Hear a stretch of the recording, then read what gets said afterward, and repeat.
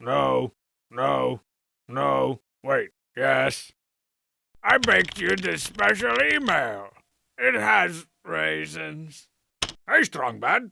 I have to do some crappy, really stupid diorama this year.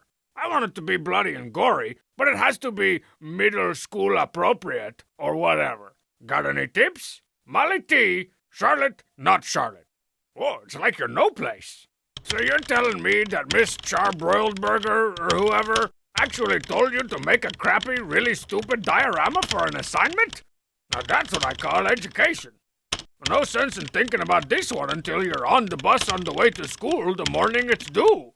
And then it's time to whip out my old stand-by-orama, The Whimsical World of School Supplies.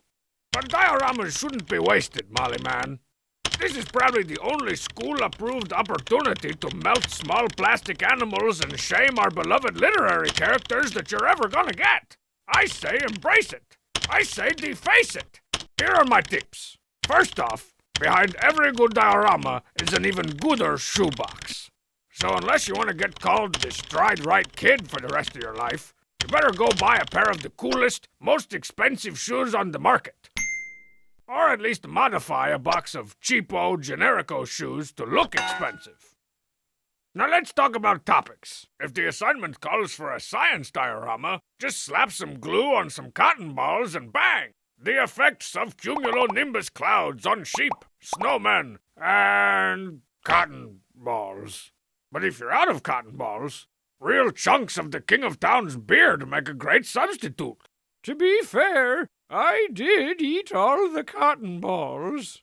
If you need to make some historical diorama, there's only one way to go. Presidential assassinations. You can immortalize such tragic moments in U.S. history as the robot that effortlessly offed Jimmy Carter. And if it's a book report diorama you're doing, the easiest way to get around reading an actual book is to make one up yourself. I can't tell you how many dioramas I got out of The King of Town's Adventures in Giant Cockroach Land, books 1 through 7.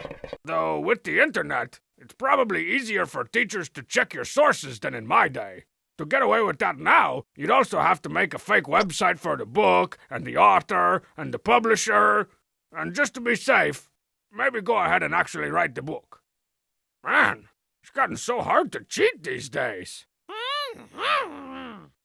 Finally, let me address your concerns about blood and gore. There's an easy loophole to exploit here, Molly. A little something I like to call dinosaurs. No teacher can argue that an Allosaurus tearing apart its prey is bound to be pretty gruesome.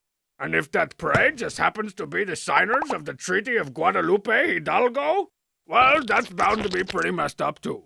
Oh man, that is too awesome. I gotta get in on that action. Yeah, take that, Nicholas Trist, representative for President James K. Polk. I'll teach you to mess with my Rio Grande and my Rio Bravo. Well, molybdenum, you think you got enough to go on? You're gonna die or ram their socks off. Now, if you'll excuse me, I have to go help that robot vaporize the old public functionary. Come on, Boltotron, hit him with the Buchanan! Pew, pew, pew, pew, pew, pew.